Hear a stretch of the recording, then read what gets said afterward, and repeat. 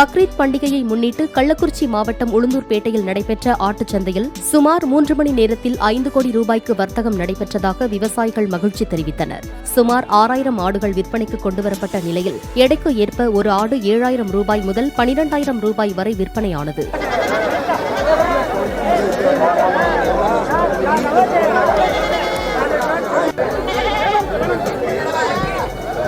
ராமநாதபுரத்தில் நடைபெற்ற வார ஆட்டுச்சந்தையில் விலை உயர்ந்த போதும் ஆடுகளின் விற்பனை அதிகரித்து 2 மணி நேரத்தில் 5 கோடி ரூபாய்க்கு மேல் வர்த்தகம் நடைபெற்றதாக வியாபாரிகள் தெரிவித்தனர். வழக்கமாக எடைக்கேற்ப 15 முதல் 20,000 வரை விற்பனையாகும் ஆடுகள் இன்று 25,000 ரூபாய் வரை விற்றதாக கூறப்படுகிறது.